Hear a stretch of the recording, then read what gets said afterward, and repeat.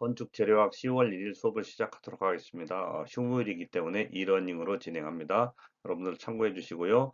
아마 그 1교시 수업은 이렇게 이제 5카트 정도 제 얼굴 영상이 나오는 걸로 하고요. 나머지 부분은 그냥 PDF 녹화하는 걸로 정리하도록 하겠습니다. 여러분들이 이 수업을 잘 들으시고요. 그다음에 과제는 제가 이제 내용을 간단하게 해서 말미에 내드릴 테니까 그 부분을 꼭 숙제하셔서 작성해서 꼭 과제란에 제출해 주시길 바라겠습니다.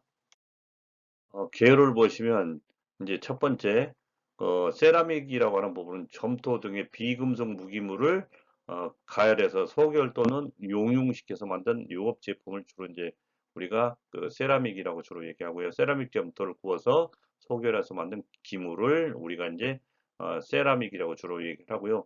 초기 세라믹은 도자기류를 많이 뜻한다는 부분, 그 다음에 건축용 세라믹 제품으로는 보통 벽돌하고 점토 벽돌로 이제 나누고 있고요. 그 다음에 타일, 그 다음에 점토기와 테라코타, 토관 및 도관 위생 도기, 그러니까 여러분들이 그 양변기, 대변기, 소변기 이런 것들을 말하는 거죠. 그래서 그 다음에 세면대 이런 것들 다 위생 도기에 해당하는 부분이니까 참고해 주시고요.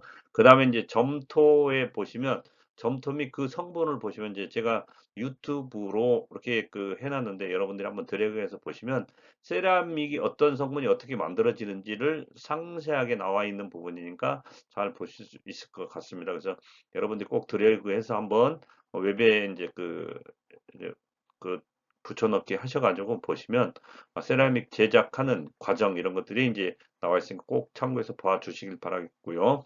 점토란 암석이 오랜 기간에 걸쳐서 풍화되어서 생긴 셀입자, 그러니까 0.01mm 정도 이하가 이제 우리가 이제 점토라고 하는 부분인데요. 이런 부분이 이제 분상의 규산 알루미나라든지 천연산의 규산, 그다음에 알루미나 주성분으로 하는 토상을 이제 주로 이제 점토다라고 하는 부분이고요. 건조하면 강성, 그러니까 적당한 온도로 소성하면 소결 하는 광물을 말하는 거고요. 그 다음에 점토의 주성분, 규산이 이제 한 50에서 70%, 알루미나가 36에서 15% 정도, 석회철, 석회, 마그네시아, 알칼리아 이런 것들이 되겠습니다. 그 다음에 이제 점토의 성질을 보면 소송 시에는 수축이 일어나고요. 건조에 따른 길이의 수축률은 5 내지 6% 정도, 그 다음에 10에서 15% 정도가 된다라는 부분, 그 다음에 소성 수축인데 이게 오타난 것 같습니다. 소성 수축 휘발분, 그러니까 결합수, 유기물, 탄산가스 등 양과 점토의 조직 및 용융도 등과 관계가 있다라는 부분, 그 다음에 소성 온도는 점토의 성질이라든지 제품에 따라서 다릅니다. 그리고 소송 온도 측정은 제게르콘이라고 하는 영어로 제게르콘이라고 하는 거. 그다음에 제게르콘은 독일 제게르가 이제 고안하고 1908년에 시모니스가 이제 개발한 방법. 그러니까 주로 이제 세모불령으로 이제 된 기구이면서 이 노라고 하는 부분, 그 포네이스라고 하는 이제 노 속에서 그 고온, 그러니까 600에서 200도씨, 2000도씨에서 이제 측정을 하게 되는 부분이 되겠습니다. 그리고 이제 이 세라믹 제품이 제조 및 분류를 보시면 세라믹 제조 제품 같은 거 이제 또 유튜브가 있지 않습니까? 그 요 부분에 대해서는 한번 여러분들이 세라믹의 정의가 나와 있으니까 한번 쭉 보실 수 있습니다. 그리고 세라믹 제품은 원료 배합, 반죽, 숙성, 성형, 건조, 시유 및 건조, 소송 순서로 공정을 거쳐서 제조하는 부분이 되겠고요. 원료 배합이라든지 성형, 소송이 가장 중요한 부분이 이제 되겠다라는 부분. 그 다음에 채집되고 선별된 원료는 대부분 여러 공정을 거쳐서 배합을 한다든지 반죽해서 성형한 것을 소송 가마에 넣는 부분이 되겠습니다. 그래서 소송 가마에 넣어서 이제 성형을 하는 부분이 되겠고, 성형한 것은 건조 전이나 건조 후, 그러니까 유황을 바르기, 그러니까 유황을 바른 걸 시유라고 합니다, 우리가. 그리고 시유 후에는 건조 소지 표면에다가 보호 광택을 증가시켜서 착색이 가능해 줍니다. 그래서 그럼으로 인해서 표면이 광택이 나면서 그 보호가 되는 부분이 되겠어요. 그 다음에 이제 세라믹 제품의 분류를 보면 건축용 세라믹 제품, 그러니까 벽, 바닥, 벽 타일, 그다음 벽돌, 타일, 테라코트 등이 있고요. 그다음에 지붕 재료에는 기와라고 하는 부분, 그다음에 천장 재료에는 타일, 그다음에 설비 재료에는 우리가 위생도기, 토관, 도관 등을 이제 할 수 있고요. 벽 재료로 이제 세라믹 제품을 많이 사용하는 부분이 되겠습니다. 그리고 세라믹 제품은 원료 및 소지의 흡수성, 투명 정도에 따라서 이제 우리가 토기류, 도기류, 석기류, 자기류로 이제 구분을 하고 있습니다. 그래서 여러분들 책에 페이지 92페이지에 보시면 그 부분이 잘 나와 있고요. 그 다음에 이제 세라믹 제품의 분류라고 하는 부분이 나와 있습니다. 세라믹 제품의 분류는 종류, 그러니까 토기, 도기, 석기, 자기 이렇게 되어 있는데 소지에 따라서 이제 흡수성이 있고 색이 나타나고 투명 정도, 강도가 나타나는 부분이 각각 그 어, 이제 각 종류별로 이제 특색을 나타내서 이제 기록을 해놨고요. 그 다음에 이제 소성 온도, 그 다음에 시유 여부, 그 다음에 제품에 대해서 어떤 제품이 있는지를 각각 다 나왔습니다. 그래서 특히 이제 토기 같은 경우에는 흡수성이 크고요. 색계는 유색을 이제 바르기 때문에 유색하다라는 색상이 나타나고 투명 정도는 불투명하다, 강도는 취약한 부분, 그다음에 보통 점토가 이제 원료가 되는 부분이 되겠고요. 제계력본 남바로 보면 SK 0.15가 이제 도시로는 790도씨, 그 다음에 SK 0.5 같은 경우에는 1000도씨가 되는데, 이 시유 여부에는 무유한 것도 있다라는 부분, 그러니까 시유를 했을 때 무유한 것도 있을 수 있다라는 부분들, 이 제품에는 점토 벽돌, 점토 기와 토관, 오지 그릇 등이 있다라는 부. 그 다음에 이제 그 독이 섞이는 여러분들 한번 읽어보시고요. 자기는 아주 흡수성이 작다라는 부분이 되겠고, 그 다음에 색은 백색, 그 다음에 투명 정도는 반투명, 그다음에 강도는 정밀하고 견고하다라는 부분, 그 다음에 원료는 양질 점토 또는 장석본을 쓰는 부분이 되겠고요. SK 7, 넘버가 7이 되면 1230도씨, 그 다음에 SK16 같은 경우에는 1460도씨, 그러니까 시유 여부는 시유를 한다. 그 다음에 타일 위생도기에 해당하는 부분이 되겠다라는 부분이 되겠습니다. 그 다음에 이제 보통 벽돌, 여러분들이 이제 보통 벽돌이라고 하는 부분은 이제 우리가 이제 주로 점토 벽돌이라고 하는 부분을 많이 얘기합니다. 그래서 우리가 진흙 클레이를 빚어서 소성해서 만든 벽돌로서 보통 벽돌을 우리가 점토 벽돌이라고 이제 클레이 브록이라고 이제 이렇게 표현을 합니다. 그래서 벽돌 제조의 기원은 주로 이제 히랍 또는 로마 시대의 건축할 때 소성 벽돌을 많이 사용했습니다. 그리고 로마 시대 아치라든지 볼트, 그다음에 돔 등 벽돌 구조법을 많이 사용했습니다. 그리고 우리나라에서 신라에는 지금 현재 분황사탑이라고 하는 부분 여러분들 아실 겁니다. 그래서 분황사탑이 있고요. 안동의 전탑 등이 이제 보통 벽돌로 해서 이제 만들어진 부분으로 보시면 되고, 그다음에 부산 백제 이거 백제의 송 송산리라고 하는 부분인데 이제 이거 좀 못하는 것 같습니다. 백제의 송란리입니다. 이거 송산리가 아니고 송란리의 고분도 벽돌이 이렇게 이제 보통 벽돌로 해서 만들어져서 현존하고 있는 부분이 되겠습니다. 그 다음에 이제 제조 및 품질 같은 경우는 보통 벽돌은 점토를 주로 조절을 해서 혼합, 그 다음에 원료 배합, 성형 건조를 해서 하는 부분이 되겠고, 이런 부분 성형 제품의 순서를 보시면 되겠고, 천연 또는 인건 건조 후에는 등유나 호프만유 또는 터널 가마솥에서 이제 소성 제조를 합니다. 그 다음에 소성 온도는 1200에서 1350도씨가 되겠고, 적색 또는 적갈색, 그러니까 산화철분이 3에서 5% 정도 이제 함유를 하고 있다라는 부분, 그 다음에 보통 벽돌은 강도가 큰 부분, 그 다음에 흡수율이 이제 적고 겉모양이 이제 균일하고요. 균열 결함이 없다라는 부분이 되겠고요. 그 다음에 한국 산업 규격 KSF 4201을 이제 흡수율 및 압축 강도라고 하는 부분으로 구성하고 있습니다. 그래서 여러분들이 우리 책에 잘 나와 있는 부분 있으니까 여러분들 책도 참조하셔 보셨으면 좋겠습니다.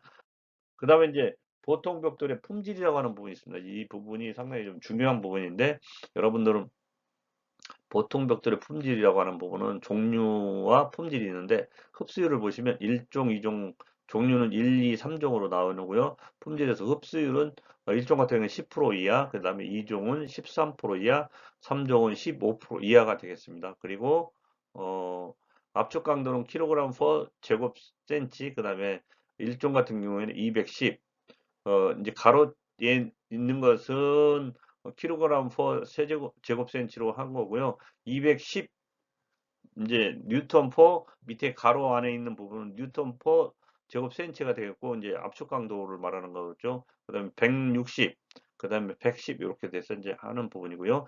보통 벽돌의 품질을 1급 또는 2급으로 이제 구별을 하고요. 이것은 이제 1호, 2호로도 이제 선별해서 모두 어떻게 하는데요? 이건 4종으로 이제 세분을 한다는 부분이 되겠습니다. 그래서 우리 페이지 95페이지 보면 상단에 등급 1급에 1, 2호가 있고요. 2급에 1, 2호가 있습니다. 그래서 위에 상단에 보시면 압축 강도, 흡수율, 구워진 정도, 두드렸을 때 어떤 소리가 나는지 이제 구분하는 부분, 그다음 형상, 비고라고 하는 부분이 있는데요.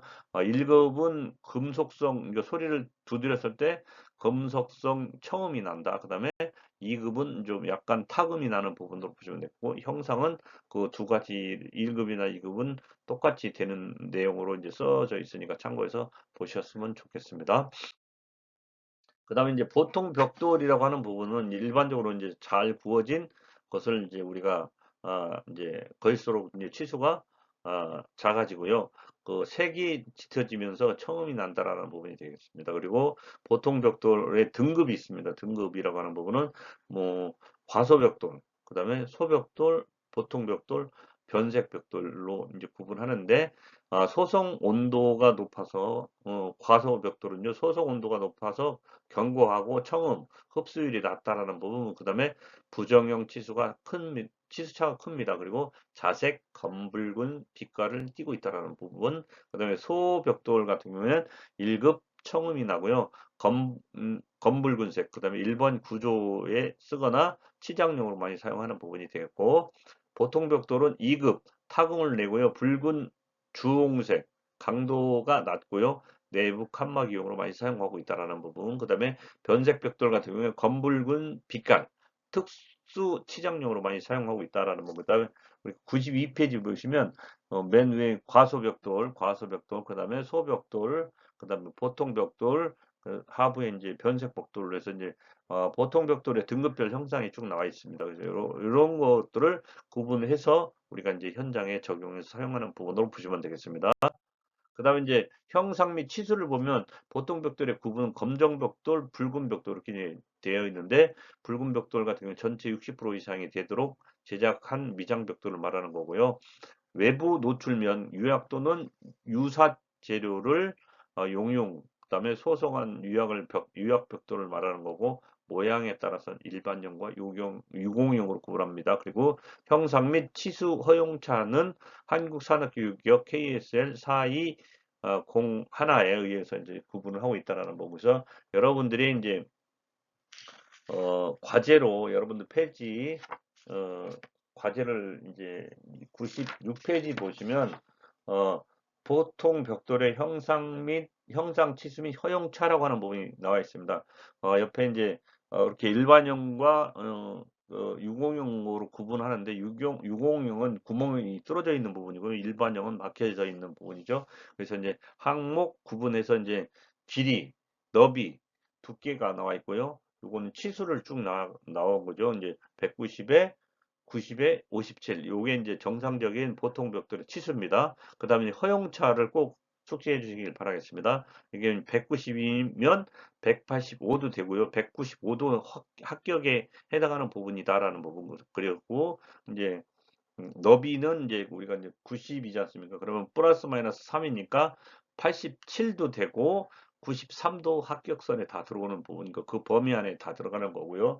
두께는 57 미리를 얘기하는데요. 여기다가 이제 플러스 마이너스 2.5잖아요. 그러면 55.5도 이제 그 해당하는 부분이 되겠다. 그다음에 59.5도 합격선에 다 들어오는 부분이 되겠습니다. 그래서 이렇게 해서 이제 형상 및 치수에 대해서 알아두시고요. 그 옆에 바로 옆에 보시면 보통 벽돌에 이제 온장, 7호 토막, 그다음에 2호 토막, 그다음에 가로 반절, 반토막, 그 다음에 반절, 반반절, 경사 반절인데 여러분들이 잘 숙지해야 될 부분은 온장, 그 다음에 7호 토막, 2호 토막, 반절 요런 부분을 꼭 숙지해 주시길 바라겠습니다. 여러분 시공 기사 시험에도 7호 토막, 2호 토막이 시공법에 나와 있는 부분이 있기 때문에 나올 수 있는 부분이 있으니까 여러분도 같이 숙지해 주시길 바라겠습니다. 그래서 여러분들 과제로 96페이지 보통 벽돌의 형상 치수 허용차를 이제 표를 작성해서 그 과제로 제출해 주시고요. 그 다음에 이제 사용상 고려사항으로 보시면 보통 벽돌 사용 고려사항에는 습기 차 있는 곳은 피해야 된다. 왜냐하면 이것도 똑같이 모래로 해서 시멘트로 해서 이제 소성을 해서 만들어진 거잖아요. 그러면 습기가 차면 이게 이제 강도나 이런 접착성이 떨어지면서 유실이 이제 열화가 생기면서 서로 이제 붙어 있는 부착 강도가 이제 자꾸 떨어지는 부분이 되겠고, 흡수율이 높고 좋은 벽돌을 사용해야 됩니다. 그래서 흡수율이 높다는 부분은 충분히 이제 그 물을 먹어도 이게 부서지지 않는 부분이 돼야 되겠다. 충분히 좋은 벽돌을 사용해야 되고, 강도 규정에 맞는 벽돌을 사용해야 되고요. 흡수율로 인한 동결로 인해서 내구성이 저하가 방지가 돼야 된다. 그러니까 우리가 흡수율이 좋은데 이게 겨울에 이제 얼었다 녹았다 하게 되면 일종의 열화 같이 생기는 부분이 생길 수 있어요. 그러면 이 벽돌의 제 역할을 못할 수도 있습니다. 그런 부분에 있어서는 많이 고민을 해봐야 되는 부분이다라는 부분이 되겠어요. 그 다음에 이제 경량벽돌, 내화벽돌이라고 하면 경량은 말 그대로 가볍다. 그 다음에 내화는 불에 이제 잘 견딜 수 있다. 이런 부분에 대한 벽돌을 말하는 겁니다. 그래서 경량벽돌 같은 경우에는 무게 감소를 목적으로 하고요. 내부 공급 및 구멍이 만들어진다. 그 다음에 건축물 자중 감소라든지 단열 및 방음을 목적으로 할 때 이제 그 경량 벽돌을 쓰고요. 구멍 벽돌 같은 경우 또는 다공 벽돌은 이게 이제 구멍이 뚫어져 있기 때문에 가벼울 수 있습니다. 그래서 그런 부분에 대해서는 우리가 자재를 선정해서 사용하면 되겠습니다. 구멍 벽돌, 그 다음에 방음벽, 그 다음에 단열벽, 경량화가 요구되는 칸막이에 이제 주로 이제 경량 벽돌을 주로 쓰는 거고, 다공 벽돌의 이제 점토의 유기질 분말인 분탄, 그러니까 뭐 여러분들 아시는지 모르겠는데 지금도 이제 연탄을 떼는 공간에 있어서 이 분탄이라고 하는 부분은 연탄이 다 떼고 난 다음에 그거를 이제 분쇄시켜서 다시 이제 벽돌로 만들게 되면 이제 가벼운 벽돌이 되죠. 그 다음에 톱밥을 넣는다든지 이제 쌀을 이제 그 정리를 하고 나면 겨가 나오지 않습니까? 그런 부분을 이제 같이 이제 저 벽돌 재료로 이제 혼합을 해서 혼합 성형을 해서 이제 소성 벽돌이 소성이 되면 벽돌로 이제 만들어지는 부분이 되겠습니다. 그래서 가볍게 이제 경량 벽돌로 사용할 수 있는 부분이 되겠고요. 그다음에 무게가 경량이고 보온이고요. 보온이라든지 흡음성, 방열, 방음이 이제 목적일 때 이런 경량 벽돌을 사용하는 부분이 되겠다. 그다음에 경미한 칸막이벽 및 치장 재료를 사용하는 부분이 되겠습니다.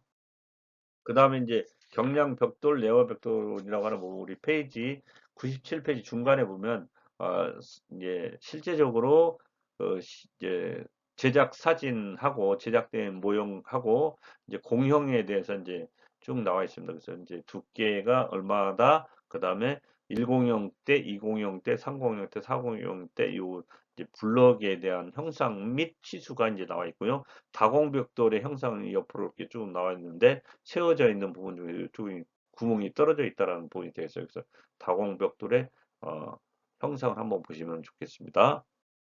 그다음 이제 내화 벽돌이라고 하는 부분은 이제 파이어 브록이라고 하는 부분인데요. 우리가 내화성 높은 원료, 그다음에 내화 점토로 만든 황백색의 벽돌, 그다음에 형상, 내화도 품질 따라서 종류가 많은 부분이 되겠고, 저거품 같은 경우에는 1580에서 1650도씨, 그다음에 보통급인 경우에는 1670에서 1730도씨에서 이제 소송을 하는 부분이 되겠고, 고급품 같은 경우는 1750에서 2000도씨까지 올려서 이제 그 구워내는 부분이 되겠죠. 이제 소송해서 만들어내는 부분이 되겠다. 그 다음에 내화 벽돌 같은 경우는 제기권의 남반은 SK26으로 보시면 되겠습니다. 그래서 SK26의 연화 온도는 1580도씨가 됩니다.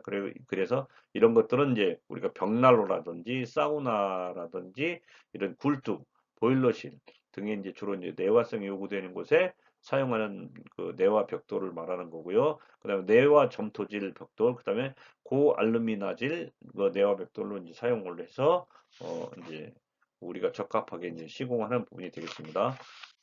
그다음에 이제 내화 벽돌의 이제 그 형상이 이제 우리 페이지 98페이지 상단에 내화 벽돌이 쭉 나와 있는데 제가 사진으로 이렇게 해서 제작돼서 이제 소송된 부분에 대해서는 사용 용도에 따라서 사용하는 부분이 되겠습니다. 그다음에 특수 벽돌이라고 하는 부분, 특수 벽돌은 흑벽돌, 그 다음에 검정벽돌, 황토벽돌, 적벽돌 또는 치장벽돌, 오지벽돌, 이형벽돌, 포도벽돌 또는 광제벽돌 이런 것들이 이제 특수벽돌에 해당하는 부분인데요. 흑벽돌, 검정벽돌 같은 경우에는 진흙과 보통 흙을 혼합한 것에 석회나 모든 석회나 모래 약간 그 섞게 되면 못하는 거야. 섞게 되면 반죽한 것을 일정 치수의 목형에 넣어가지고 다져서 찍어낸 후에는 햇볕에 건조시켜서 만든 벽돌이 이제 어, 흑벽돌, 그러니까 진흙과 보통 흙을 같이 만들어서 이제 만들어지는 부분이 되겠고요. 검정 벽돌은 진흙을 반죽해서 빚어서 이제 불완전 연소한 다음에 소성 흑벽돌을 실내 장식용으로 한다라는 부분에서 불완전 연소라는 부분은 약간 이제 연소가 이제 더 완전히 태우지는 않겠지만 어느 정도 탄 것처럼 이렇게 이제 완전히 그 열에 의해서 이제 불로 구운 것처럼 연소를 시키면서 이제 까맣게 되는 부분이 이제 되겠습니다. 그래서 이런 것들을 흑벽돌을 실내 장식재로 이제 사용하는 부분이 되겠어요. 그 다음에 이제 치수는 이제 흑벽돌 같은 거 치수는 보통 벽돌보다는 크고요. 특히 두께를 크게 해서 쌓기에 편리하게 만드는 부분이 되겠다. 그 다음에 고대 중앙아시아의 건축에 많이 쓰였던 것으로 이제 알려졌다는 부분에서 우리 책 99페이지에 보면 잘 나와 있습니다. 황토벽돌, 적벽돌에 대해서 이제 여러분들이 보시면 좋겠고요. 그래서 실제적으로 이제 황토벽돌, 검정벽돌로 만들어진 부분에 대해서 구분할 수 있을 것 같습니다. 그 다음에 이제 특수벽돌 중에서 이제 황토벽돌, 적벽돌, 이게 왜 똑같이 나왔죠? 네, 이렇게 그냥 계속해서 보도록 하겠습니다. 황토벽돌은 주 원료가 자연 소재의 순수 황토색을 보시면 되고 단열성, 습기 조절, 그 다음에 냄새 제거라든지 실내 칸막이 벽 및 치장용으로 많이 사용하고 있고요. 적벽돌 같은 경우에는 어, 진흙 사용을 해서 불완전 연소를 해서 소성해서 원적외선로 방출해가지고 해충 접근을 차단해주는 부분이 되겠습니다. 그래서 전벽돌, 황토벽돌 이런 부분이 되겠습니다. 그 다음에 이제 치장벽돌, 오지벽돌이라고 하는 부분이 있습니다. 치장벽돌이라고 하는 부분은 어, 노출되는 벽면 색깔, 그 다음에 형태, 표면의 질감, 치장용으로 이제 주로 사용하고 있고요. 그 다음에 오지벽돌, 여기 오지벽돌이라고 있는데 상당히 좀 질이나 마구리 면에서 오진물, 그러니까 썰트 글레이즈라고 하는 부분이 이제 주로 이제 칠해서 구운 것이다. 그러니까 외벽 치장, 그 다음에 내부 장식물의 치장 목적으로 사용하는 부분이 오지벽돌이라고 하는 부분이 되고 치장벽돌은 이제 사용 용도에 따라서 이렇게 치장벽돌이 쭉 연결되는 부분으로 보시면 좋겠습니다. 그 다음에 이제 이형벽돌이라고 하는 부분이 있는데 이형벽돌은 우리 페이지 100페이지를 보시면 되겠는데 100페이지를 보시면 이형벽돌이 쭉 나와 있습니다. 이형벽돌은 이제 주로 이제 어, 형상, 치수가 규격에 정한 바와 다른 특이한 벽돌, 그러니까 특이한 구조체에 이제 사용할 목적으로 이제 하는 부분이고요. 그다음에 이제 이런 것들은 이제 주로 이제 홍해벽돌, 이거 홍해벽돌을 이제 아치벽돌이라고 이제 하기도 합니다. 그리고 이제 원형 장추의 원형 벽체에 쌓는 데 쓰이는 원형벽돌, 그다음에 이런 부분은 이제 우리가 이제 고건축이라든지 할 때 이제 담장 이런 거 할 때 이 원형 벽돌 전체적으로 이형 벽돌이 상황에 따라서 이제 만들어지는 부분, 시공이 되는 부분으로 보시면 되고, 그다음에 원형 벽돌이 있으면서 그 밖에 형상에 따라서는 등분모 벽돌, 그다음에 그 팔모 벽돌, 팔모로 이제 모양이 이제 팔모로 이제 모양이 이제 여러 것이 이제 벽돌이 이제 나뉘어져 있는 부분이 팔모 벽돌이라고 하는 부분이 되고요. 이렇게 해서 이제 이형 벽돌에 대해서 특수 벽돌에 대해서 알아봤고요. 그다음에 우리가 이제 포도벽돌, 광지벽돌이라고 하는 부분이 다 특수 벽돌에 해당하는 부분인데, 포도벽돌, 광제벽돌 같은 경우에는 포도벽돌은 도로나 바닥 깔기 위한 두꺼운 벽돌을 말하는 거고요. 그다음에 연화토, 이제 도토 사용을 하고요. 주로 이제 경질 흡수성이 적고요. 내마모성이라든지 이런 부분은 내구성이 상당히 좋다라는 부분이 되겠습니다. 그래서 이런 것들은 주로 이제 여러 가지 색상을 갖게 또는 식염유라든지 CU 소성을 하기도 합니다. 그래서 이렇게 해서 만들어지는 부분이 되겠고, 그다음 광재 벽돌은 슬래그를 분쇄한 것에 소성회, 그러니까 8에서 12%를 혼합해서 고로 벽돌, 그다음에 슬래그 벽돌이라고도 합니다. 그래서 우리가 이런 것들은 흡수율, 열 전도율이 낮아서 단열 및 보온의 목적이 된다라는 부분, 그래서 포도벽돌, 광제벽돌에 대해서 알아봤고요. 이런 부분에 대해서는 이제 특히 이제 광제벽돌 같은 경우에는 어, 가벼워가지고 경량제로 이제 많이 사용하는 부분이 되겠습니다. 광제벽돌은 말 그대로 이제 분쇄해서 만들어진 부분이기 때문에, 슬래그로 만들어진 부분이기 때문에, 슬래그라는 부분은 미세한 그 부분을 말하는 겁니다. 그래서 전자라든지 뭐 할 때 이제 그 저기 그 생산하면서 뭐가 나오지 않습니까? 그러면 분쇄해서 소속해라든가 이런 거와 같이 이제 혼합을 해서 이제 만들어지는 벽돌을 말하는 부분이 되겠습니다.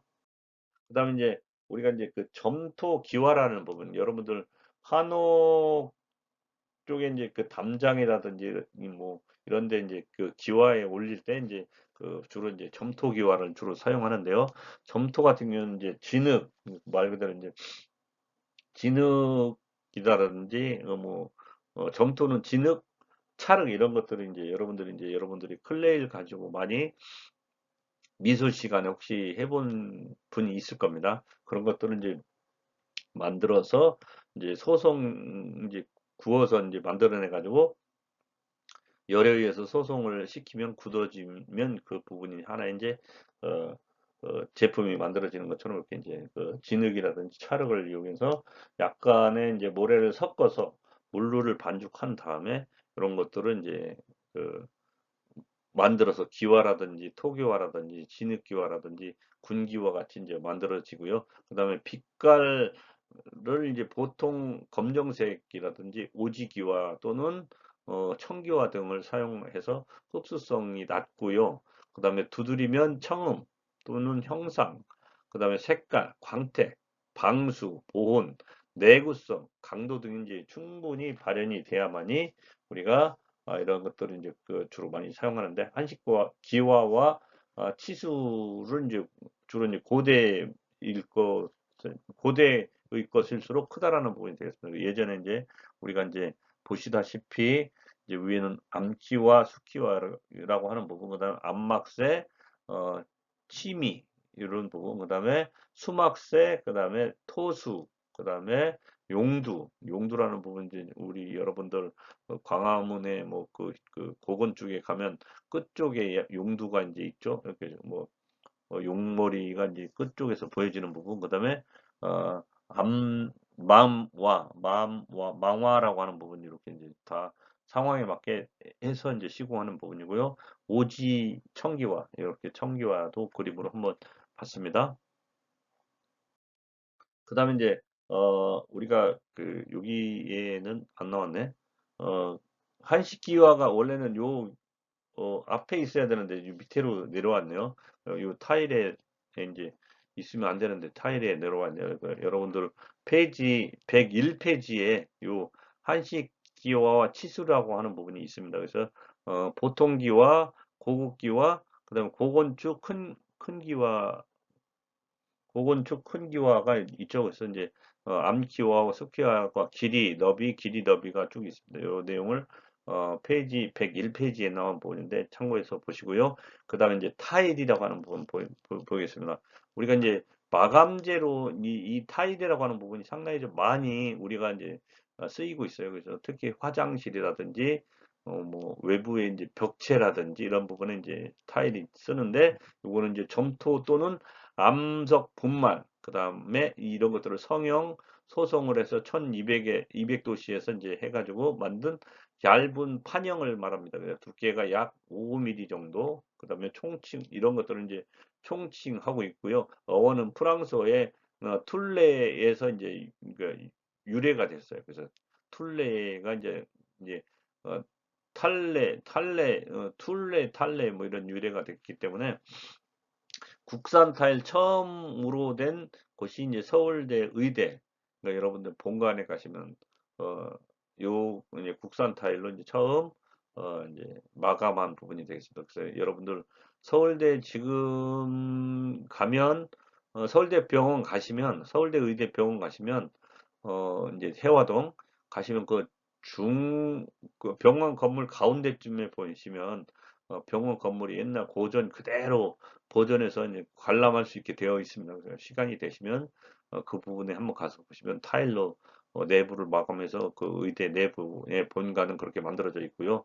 아마 지금은 여러분들이 보존을 해놨기 때문에 견학은 가능할 겁니다. 그래서 여러분들이 시간이 되시면 한 번쯤은 서울대 병원 해화동 대학로에 있는 병원 한번 가셨을 때 혹시 가게 되면 한번 관심 있게 거기 시간 되시면 한번 본관을 한번 어, 구경을 해 보시면 좋을 것 같습니다. 그래서 내구성이라든지 내화성, 내수성, 내마모성, 청결성 등이 이제 높고요. 시공이 간편해서 벽, 그 다음에 바닥 마감재로 많이 사용하고 있고요. 보호재로서 이제 기능을 갖춘 재료다라고 하는 부분이 되겠습니다. 그래서 그렇게 확인해 주시고요. 그 다음에 이제 점토 또는 암석 분말 이거 앞에 내용과 동일한 내용이 되겠네요. 그래서 두 번 겹쳤네. 그 다음에 이제 타일의 원료 및 제조를 보면 타일의 소지 원료는 가소성 부분, 그 다음에 결정 부분, 유리상 부분, 그 다음에 이런 것들을 이제 구성하는 장석, 도석, 납석, 고령토, 점토, 규석 등을 이제 우리가 이제 사용하고 있다라는 부분이 되겠고요. 그 다음에 이제 페이지 102페이지 보시면 거기에 이제 실제적으로 이제 원료의 이제 타일에 이제 일반 오타란데 일반적으로 이제 다음과 같은 공정을 건조시켜서 이제 한다라는 부분이 되겠어요. 그래서 어, 이 부분은 원료의 건조 분쇄, 그 다음에 기타 처리, 원료의 조합, 그 다음에 미분쇄, 물 비빔, 이런 과정을 거친다라는 부분이 되겠고요. 그래서 압력, 그러니까 건식 제법에는 압력, 그다음에 건조, 분쇄, 함수, 가합 성형을 하는 부분이 어, 건식 제법이고요. 압출 성형 같은 경우는 압출 성형하고 바로 건조를 들어가는 거죠. 그래서 이거는 주로 이제 습식 제법으로 하는 부분이다라는 부분에서 이렇게 해서 이제 위에서 이렇게 요 두 가지 과정이 이제 형성되면 이제 물 비빔 한 다음에 이제 소송, 검사, 시유, 그다음에 소송을 해서 이제 선별 검사를 해가지고 최종적으로 만들어지는 부분으로 보시면 되고요. 그다음에 이제 타일의 성형은 건식, 그러니까 말 그대로 건식, 습식으로 이제 두 가지로 이제 구분하고 있습니다. 그래서 소재 원료를 건조 분말을 해서 여기에 이제 약간의 습기를 주어가지고 형틀에 넣고요. 가압 성형하는 방식이 있고 습식은 소재 원료를 균일한 플라스, 플라스틱 상태로 반죽해서 찍어내는 거나 형틀에 넣어서 성형하는 방식이다라는 부분. 그다음에 건식은 소지가 치밀해서요. 표면이 평활하고 모서리가 정확하게 이제 되어 가지고 이제 얇도록 이제 비교적 얇고 비교적 강하다라는 부분이 되겠고 그다음에 이제 건식과 습식의 특징을 한번 보시는데 건식 타일, 습식 타일이라고 하는 부분은 성형 방법, 그다음에 제조 및 제조 가능한 형태, 그다음에 정밀도, 용도 이런 거에 대해서 나왔는데 건식 같은 경우는 가압 성형을 하고요. 습식은 압출 성형을 한다는 부분. 그다음에 제조 가능한 형태는 보통 타일. 그다음 간단한 형태가 되는 부분이고 어, 똑같이 보통 타일인데 이 부분은 습식은 복잡한 형태로 이제 가능한 부분이 되겠습니다. 그리고 정밀도 같은 경우에는 치수의 정밀도가 높고요. 고능률적이다라는 부분. 그다음에 그 습식 같은 경우에는 가압성형에 비해서 정밀도가 낮습니다. 그리고 용도를 보시면 이제 주로 이제 건식 같은 경우에는 내장 타일, 바닥 타일, 모자이크 타일, 그다음에 습식에는 외장 타일, 바닥 타일 등이 이제 해당하는 부분이 되겠습니다. 그다음에 이제 타일의 종류 분류를 한번 보시는데 페이지 103페이지 보시면 호칭에 의한 분류라고 하는 부분이 있습니다. 호칭에 의한 분류는 내장 타일, 바닥 타일, 외장 타일, 모자이크 타일, 특수 타일로 되어 있는데요. 주용도, 형상, 소지의 질 이렇게 쭉 나와 있는 부분이 되니까 여러분들 꼭 한번 각각에 대해서 이제 살펴보시고요. 제가 내장하고 외장만 간단하게 한번 비교해 보도록 하겠습니다. 용도는 내장 벽체에 주로 사용하고 있고요. 형상 같은 경우에는 정사각형, 직사각형, 어, 보다는 볼록 죽편, 그러니까 불록 죽편이라든지 오목 죽편, 불록 삼각이라든지 오목 삼각, 불록 밑, 그다음 오목 밑이 이렇게 만들어지는데 이 소지의 질은 자기질, 석기질, 도기질로 만들어진다. 그다음에 특수용 타일 같은 경우에는 벽 및 바닥재 또는 기타에 해당하는 부분이고요. 형상은 정사각형, 직사각형 등 다양한 형상이 만들어지는 부분이 되겠고 소지의 질 같은 경우는 자기질, 석기질, 도기질로 이제 구분한다라는 거죠. 여러분들 비고난을 간단하게 여러분들이 한번 읽어보시기 바라겠습니다. 그래서 그 부분에 대해서는 이 표에 대한 비고를 명확하게 해놨기 때문에 여러분들이 비고 내용도 한번 같이 숙지해서 읽어보시면 좋을 것 같습니다. 그 다음에 이제 바닥 타일 이렇게 이제 타일의 종류 분류해서 바닥 타일, 내장 타일 이런 부분으로 이렇게 만들어져 있고요.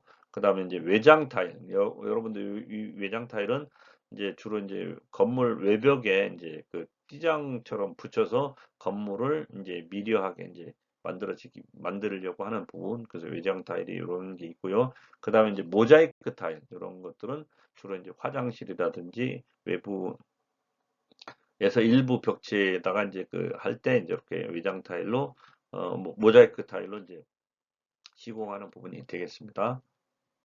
그 다음에 이제 타일의 종류에서 분류 보시면 페이지 여러분들 페이지 104페이지 소재의 질에 의한 구분 있죠.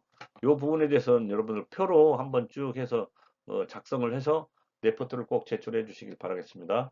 이 부분에 대해서는 여러분들이 자기질 타일, 석기질 타일, 도기질 타일에 대해서 구분할 줄 알면 여러분들이 이제 만약에 인테리어를 한다든지 현장에 시공을 한다든지 전체적인 부분에 대해서는 스스로 이제 여러분들이 판단할 수 있는 부분이 될 수 있으니까 꼭 내용을 꼭 숙지하셔가지고 페이지 104페이지 상단에 있는 소지의 질에 의한 구분, 그러니까 종류, 도기질, 자기질 타일, 석기질 타일, 도기질 타일에서 내용은 이제 자기질 타일 같은 경우는 소지가 자기질로서 어, 점토질 원료의 암석 그 섬유를 이제 다량 배합해서 소송 온도가 1230도, 그 다음에 1400도, 1460도씨까지 이제 고온으로 이제 소송시켜서 만든 타일이다라는 부분. 그다음에 이거 부분은 흡수율이 거의 없고요. 1%, 그러니까 흡수율이 1% 이하면 거의 그 물을 빨아들이지 않는다는 얘기예요. 그리고 경도가 높아서 이제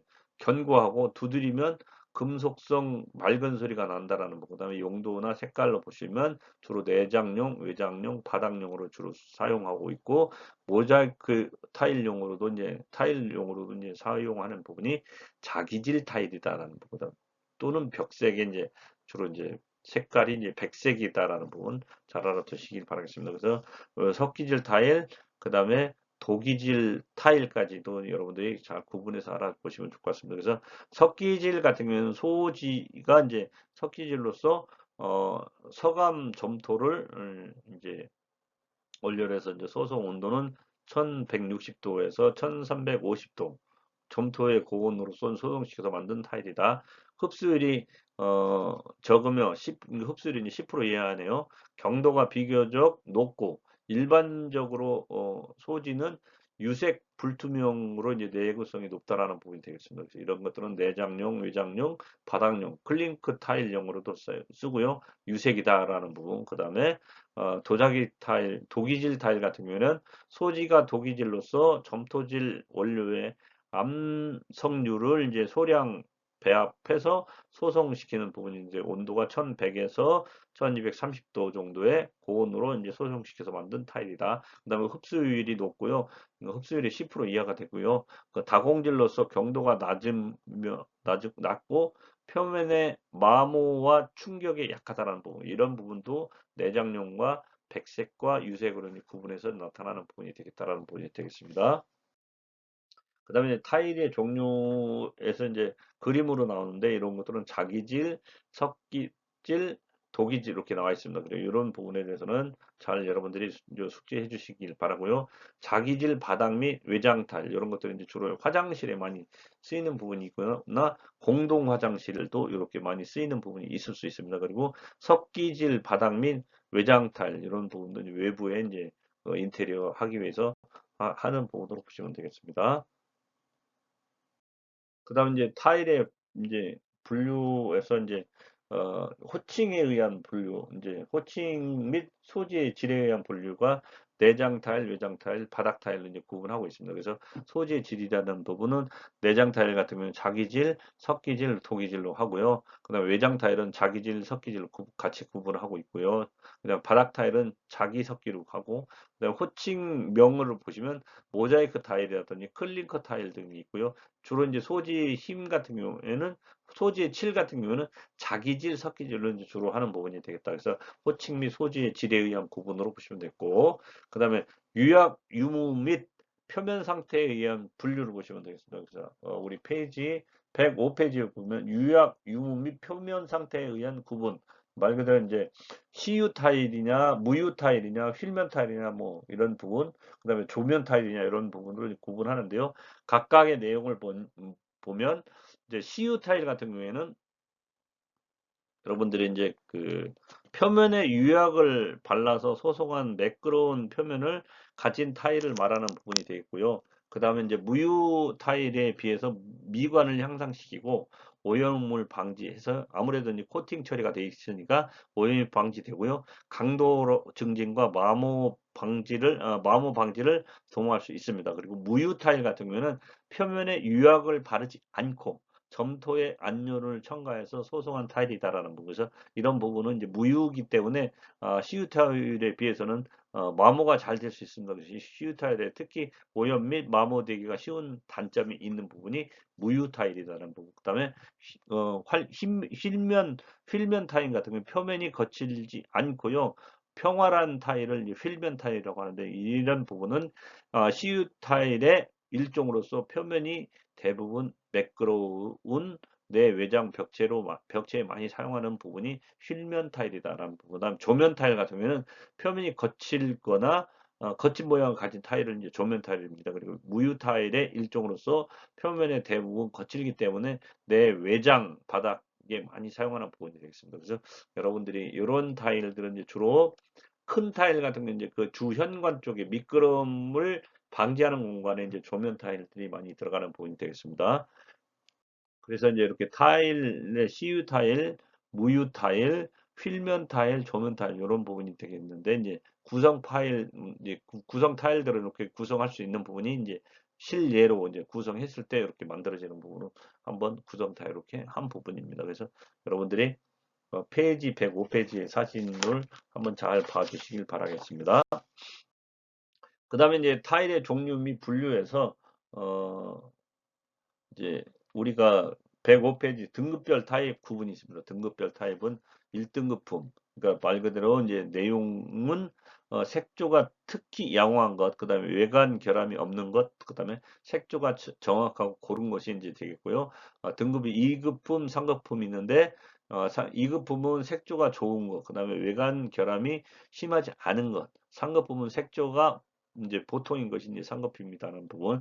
참고로 이제 타일의 코팅 방법 순서는 소지의 질이 일단 첫 번째고요. 그다음에 유학을 발랐느냐 안 발랐느냐, 그다음에 호칭명 이런 것들을 이제 우리가 하고 있다라는 부분. 그래서 보기를 보시면 독이질 같은 경우는 CU로 하고 이런 것들 내장 타일 쓰는 부분, 그다음에 자기질 같은 경우 CU를 했지만 모자이크 타일로 이제 쓰는 부분, 그다음에 석기질 같은 경우는 그러니까 유색을 바르지 않았기 때문에 바닥 타일로 이제 사용하는 부분이 되겠다라는 부분이 되겠습니다.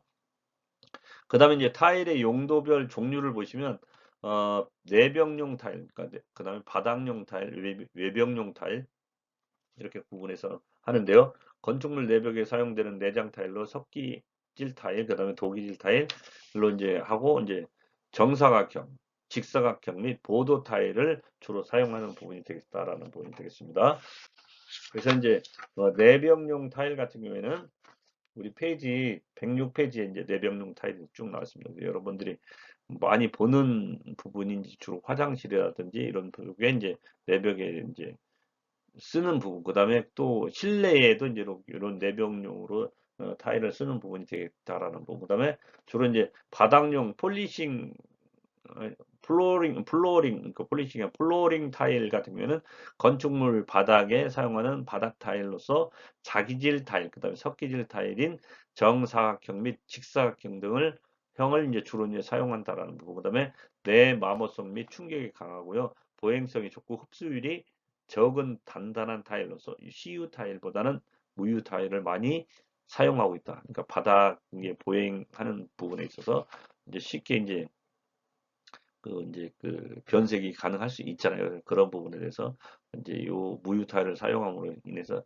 특별하게 이제 마모되는 부분도 많이 있을 수 있지만 이것도 이제 시기가 지나면 교체해주고 그렇습니다. 그리고 보통 두께가 두껍고 표면이 미끄럽지 않은 요철 모양으로 이제 가공한 타일을 사용하는 경우가 많다라는 부분. 그래서 여러분들이 그런 부분에 대해서는 한 번쯤은 생각해 봐 주시면, 가서 어느 공간에 마감 공간이 있는 부분에 돌아다니다 보시면 내벽용 타일로 한 부분, 그다음 바닥용 타일은 이런 걸로 이제 조면 타일 같은 걸 했구나라고 하는 부분 여러분들이 숙지할 수 있을 것 같습니다. 그다음에 이제 바닥용 타일 같은 경우는 이제 아까 이제 그 똑같은 내용인가요? 바닥용 타일은 이렇게 해서 이제 그 구분을 해줬던 거고요. 그다음에 이제 외벽용 타일은 이제 건축물 외벽에 사용되는 외장 타일로서 자기질 타일, 석기질 타일인 정사각형 및 직사각형을 주로 사용하는 부분이 되겠고요. 이런 부분은 이제 흡수율이 적고 단단하고 내동액성이 우수한 타일을 사용하고 있다라는 부분이죠. 이런 것들은 실내 장식용으로 주로 사용하고 있다라는 부분이 되겠습니다. 그래서 이렇게 이제 동해를 입지 않아야 되겠죠. 이제 신축 동결 융해가 발생하면서 이게 얼었다 녹았다 하면서 떨어지거나 그러면 문제가 발생할 수 있지 않습니까? 이런 부분에 대해서는 충분히 우리가 고려를 해야 되고, 흡수율이 적고 단단하고 내동액성이 우수한 타일을 사용한다는 부분이 이제 실내 장식용으로 사용하는 부분이 되겠고, 보통 두께가 두껍고 표면이 미끄럽지 않은 요철 모양으로 가공한 타일을 사용하는 경우가 많다는 부분이 되겠습니다. 그 다음에 이제 모자이크 타일이라고 하는 부분이 있는데요. 모자이크 타일은 건축물 내벽 또는 바닥에 사용하는 자기질 타일로서 정사각형, 직사각형, 정육각형, 그 다음에 원형, 타원형 등 여러 가지 형상과 색상을 가진 것을 선택해서 사용하고요. 바닥에는 미끄럼 방지를 위해서 모자이크 타일을 사용하는 것이 일반적이다라는 부분. 그 다음에 타일 한 개의 크기가 40cm 각 이하의 소형으로 된 타일을 말하는데요. 이 타일은 30cm 각 유니트화로 뒷면에는 하드롱지 또는 나이롱망의 줄눈을 이제 일정하게 나누어서 모아서 접착제로 붙여서 사용이 용이하게 만들어서 판매합니다. 그래서 유니 타일 같은 거 이렇게 이제 뒤쪽에 이제 하드롱지로 이제 붙여놓으면 시공하기가 이제 이렇게 붙여져 있으니까 사이즈에 맞게 300이면 300, 300, 300 이렇게 만들어서 각 사이즈에 맞게 제작이 돼서 이제 부착하기 시공하기가 이제 좋겠죠. 그래서 이제 이런 부분에 이렇게 만들어져 유니트화 되는 부분, 유니트화의 모자이크를 유닛 타일이라고 하고요. 한 개의 크기가 10mm 곱하기 10mm, 12mm 곱하기 12mm, 20mm 곱하기 20mm, 25mm 곱하기 25, 30mm 곱하기 30 이렇게 해서 여러 가지가 있다라는 부분이 되겠습니다. 그 다음에 이제 모자이크 타일 중에서는 11mm 각 정도의 극히 작은 타일을 아트 모자이크 이제 또는 라스 모자이크라고 해서 이제 이것은 무늬 모양 또는 회화 등에 쓰이는 부분이 되겠습니다. 이런 모자이크 타일은 이제 주로 이제 무늬 모양이라든지 이제 유니 타일을 회화를 한다든지 하면 그런 곳에 이제 사용을 해서 쓰는 부분이 되겠다는 부분이 되겠습니다. 그 다음에 이제 논슬립 타일 같은 거 여러분들이 이제 미끄럼 방지 계단 내려갈 때 이제 그 미끄러울 수 있으니까 논슬립 하고요. 그 다음에 이제 특히 이제 검은 엘리베이터 앞에 이제 요 앞에 맨 앞에 있는 부분 같은 경우 논슬립이 일어나는데 이제 그 이제 장애자가 이제 식별할 수 있는 논슬립 타일도 있다라는 부분. 그러니까 누가 이렇게 좀 올라왔으면 감각적으로 이제 확인할 수 있는 부분이고요. 우리가 이제 이제 글을 못 보면 이제 그러니까 만지면서 볼 수 있는 부분, 그러니까 타일 쪽에 이렇게 이제 별도로 이제 언어적인 부분에 대해서 장애자를 위한 언어를 이제 모자이크 처리를 한다든지 이렇게 논슬립처럼 파가지고 이제 처리하는 부분이 되겠고요. 미끄럼 막이용 타일로서 표면에 어, 그로비스를 파거나 요철이 있게 내마모성을 강화시켜서 오타나 유약을 처리된 것으로서 만들어가지고 미끄럼 방지 목적으로 사용하는 부분. 그 다음에 논슬립 타일은 계단 디딤방 끝에 마감용으로 사용하며 크기는 60cm 곱하기 11cm, 그 다음에 7.55cm 곱하기 15cm, 6cm 곱하기 15cm, 그 다음에 논슬립 타일, 계단 논슬립 타일 이렇게 되겠습니다. 그 다음에 이제 보도 타일은 가늘고 길게 된 타일로서 특수한 장식적인 봉용, 그러니까 바 타입의 이제 CU를 한다는 부분이 되겠고요. 그 다음에 색상이 다양한 벽, 중간 띠 돌림이라든지 걸레바지라든지 갓둘레 테두리라든지 장식용으로 많이 쓰이는 부분이 보도 타일이라는 부분, 이거 주로 인테리어 하면서 많이 사용하는 부분이 될 수 있습니다. 그 다음에 이제 코너 타일은 말 그대로 코너에 이제 내가 붙이는 부분이고요. 스크래치 타일 같은 경우에는 벽과 바닥 또는 코너 타일 같은 경우는 벽과 바닥 또는 기둥의 구석 또는 모서리, 걸레바지에 이제 사용하기 위한 특수용 타일을 말하는 거고, 형상은 블록 죽편, 오목 죽편, 꺾임형, 그러니까 기역자형이라든지 귀접이형도 있다라는 부분이 되겠습니다. 그래서 코너 타일, 스크래치 타일, 그러니까 테피스트리 타일, 테피스트리 타일, 스피릿 타일은 이거 아트 타일은 이제 말 그대로 아트 하는 부분에 이제 많이 사용하는 부분이 되겠는데, 표면에 여러 가지 직물 무늬 모양이 나도록 만든 타일로서 무늬 형상 또는 색상이 다양함으로 주로 내장 타일에 쓰이는 부분이 되겠습니다. 그 다음 이제 테피스트리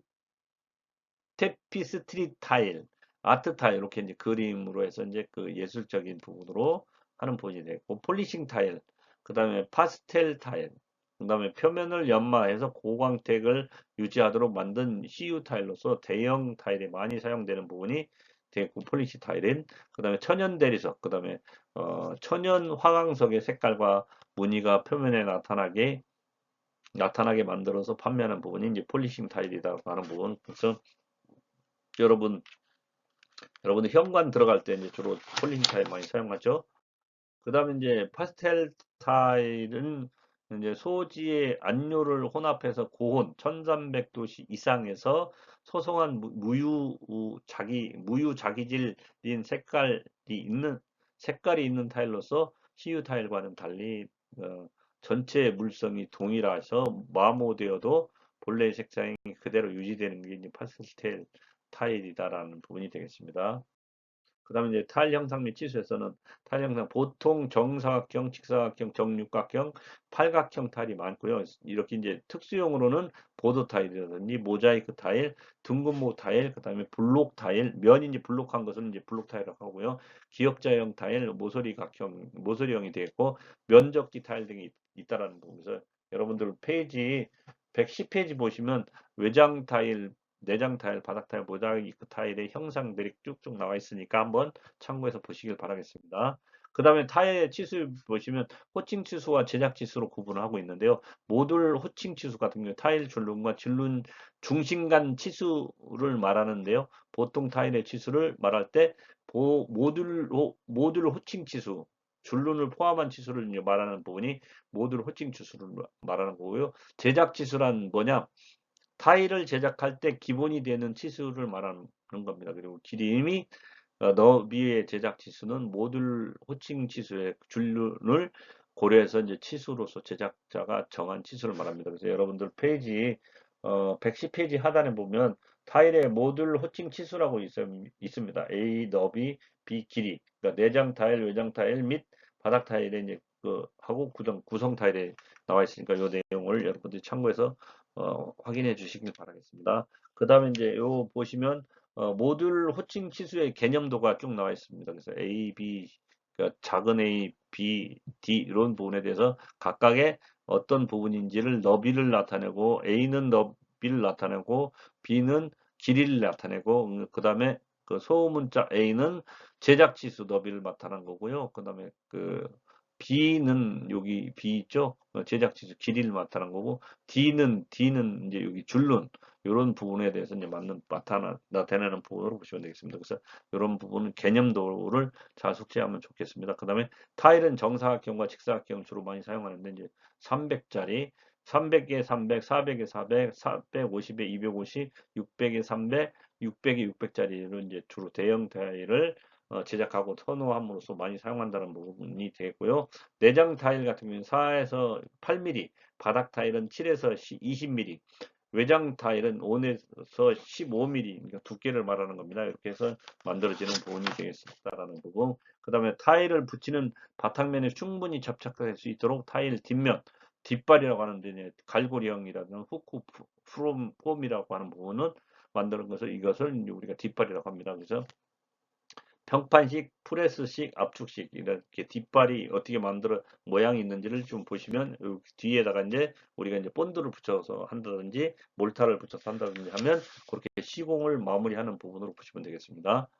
그 다음에 이제 이렇게 이제 페이지 112페이지 정사각형, 일면 패기, 이면 떼기, 뭐 그 다음에 직사각형, 그 다음에 모서리, 정육각형, 팔각형, 계단형, 그 다음에 보도, 블록삼각, 오목삼각, 블록주편, 블록 밑, 그 다음 오목 밑, 오목주편 이렇게 이제 쭉쭉 나와 있습니다. 그래서 타일의 형상에 대해서 좀 한번 확인해 보시길 바라겠습니다. 그 다음에 이제 타일의 선정 사용, 어떤 제품을 선정해야 되는지를 잘 알아두시는 것도 상당히 좀 중요합니다. 그래서 타일의 종류는 등급, 치수, 이형, 소지 표면의 상태, 시약의 색깔, 그 다음에 광택 및 등급은 공사 시방 기준으로 이제 주로 하고요. 견본품은 담당원 승인을 받아서 이제 받은 후에 반입을 하면 되겠고요. 타일은 표준 치수를 중심으로 대소의 몇 종류로 나눠 가지고 극단적으로 차이가 많고 가로 세로의 치수의 오차가 심한 것은 제외해서 하는 부분이 되겠습니다. 그래서 여러분들 페이지 113페이지에 타일의 결점 및 판정 기준, 한 개의 타일에서 결점, 타일 상호간의 결점이 쭉 나와 있습니다. 그래서 결점의 분류, 판정 기준 이런 부분이 있으니까 한 번쯤은 여러분들 꼭 숙지해 주시길 바라고요. 나머지 부분에 비고에는 장식상 특별히 이제 만든 타일인 경우에는 색 얼룩, 그 다음에 색조의 불균일, 그 다음에 유약의 얼룩, 그 다음에 금이 갈라졌다든지 하는 부분에서 사용 판단에 따라서 결정으로 취급하지 않아도 되는 부분이 되겠다. 그래서 가끔가다 보면 이제 이렇게 이런 것들이 나올 수 있는데 이런 부분에 대해서는 결정으로 판단하지 않는다라는 부분이 되겠어요. 그래서 이렇게 해서 어, 우리가 이제 이제 테라코타하고 부조를 이제 하는데요. 테라코타 같은 경우에는 이탈리아어로 구운 흙이란 뜻으로 장식적인 형상으로 치수가 크고 여러 가지 색상을 가지고 있다라는 부분은 주문 생산만 가능하고요. 구조용 장식용으로 주로 쓰이고 장식용 난간벽, 그다음에 어, 돌림대, 창대, 주두 등이 이제 쓰는 부분이 되겠다라는 부분. 그래서 구조용, 장식용 테라코타로 이제 주로 보시면 되겠고, 그 다음에 이제 부조라고 하는 부분은 이제 테라코타와 같은 재질과 제작법으로 이제 도벽화다라고 하는 부분이 되겠고, 부조란 미술에서 이제 도드라지게 새긴 조각이란 뜻으로 양각, 그 다음에 고대 건축물 장식인 이집트 또는 그리스 신전 등에서 볼 수 있는 대표적인 부조라 할 수 있습니다. 그래서 부조를 이용한 도벽화가 이렇게 만들어져 있는 부분 참고해 주시고, 그 다음에 위생도기, 각종 위생 설비에 쓰이는 점토 제품을 말하는 부분, 그 기구류라는 대변기, 소변기, 세면기, 정수조, 뭐 개수대, 목욕조, 음수대, 뭐 수채통 등 총칭을 다 해서 만들어지는 부분이 위생도기 및 도관이라고 하는 부분이 되겠습니다. 그래서 여러분들이 이거 참고적으로 잘 알아두셨으면 좋겠고, 그 다음에 이제 토관 같은 경우에는 저점토인 진흙으로 빚어서 소성한 관으로서 강도는 약하나 질은 자갈색의 두들기면 고음이 나거나 흡수율이 20% 이하. 그다음 도관은 토관의 일종이지만 도기질을 사용해서 보통 관보다는 소송 온도를 높게 하고 식염유를 바른 것으로서 흡수율이 낮아서 상수관, 배수관에 이제 많이 쓰이는 부분이 되겠습니다. 이렇게 해서 수업을 마치도록 하고요. 여러분들 과제 부분에 대해서 꼭 제출을 해 주시길 바라겠습니다.